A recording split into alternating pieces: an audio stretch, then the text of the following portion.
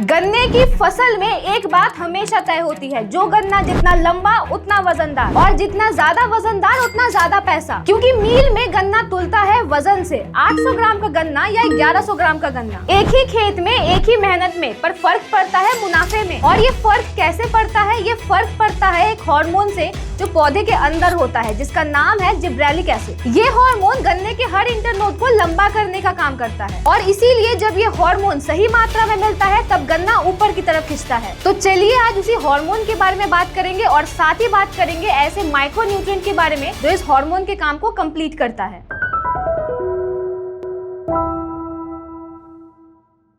नमस्कार किसान भाइयों, कात्यायनी ऑर्गेनिक्स यूट्यूब चैनल पे आपका स्वागत है। और अगर अभी तक हमारे चैनल को सब्सक्राइब नहीं किया है तो जल्दी से सब्सक्राइब और एक लाइक कर दीजिए। तो चलिए इस वीडियो को शुरू करते हैं। किसान भाइयों, चलिए पहले ये समझते हैं कि गन्ना लंबा कैसे होता है। गन्ने के तने को ध्यान से देखिए, उसमें गांठें होती हैं, और दो गांठों के बीच का जो हिस्सा होता है उसे इंटरनोड कहते हैं। और गन्ने की ऊंचाई इन्हीं इंटरनोड के लंबाई से तय होती है। एक गन्ने में 20 से 25 इंटरनोड होते हैं, और अगर हर इंटरनोड 1 सेंटीमीटर भी ज्यादा लंबा हो गया तो पूरा गन्ना 20 से 25 सेंटीमीटर ज्यादा लंबा होगा। चलिए बात करते हैं उसी जादुई हार्मोन की, जिब्रेलिक एसिड की। ये वो हार्मोन है जो इंटरनोड्स को बढ़ने का सिग्नल देता है। पौधे में ये पहले से ही प्राकृतिक रूप में मौजूद होता है, पर कम मात्रा में। और जब बाहर से GA3 दिया जाता है तो ये सिग्नल बढ़ता है और इंटरनोड ज्यादा लंबे होते हैं और गन्ना तेजी से ऊपर जाता है। पर किसान भाइयों, यहाँ एक जरूरी बात है, इस GA3 की कंसेंट्रेशन, मतलब इसको कितने मात्रा में इस्तेमाल करना है, इस पे खास ध्यान देने की जरूरत है। ज्यादा GA3 मतलब 50 ppm से ज्यादा देने पर गन्ना कमजोर हो जाता है और गन्ना गिरने की, आड़े पड़ने की संभावनाएं ज्यादा हो जाती हैं, और साथ ही जूस की क्वालिटी भी खराब हो जाती है। और ये बात आप भी जानते हैं कि अगर गन्ने में जूस की क्वालिटी गिरी तो दाम अपने आप घट जाते हैं, और वहीं अगर GA3 को कम मात्रा में देंगे तो उसका कोई असर नहीं दिखेगा। इसीलिए सही कंसंट्रेशन का चुनाव करना बहुत जरूरी है, और सही कंसंट्रेशन है 10 ppm, जो कि 0.001% होता है। यही कंसंट्रेशन यानी कि मात्रा गन्ने की फसल के लिए सेफ भी है और इफेक्टिव भी है।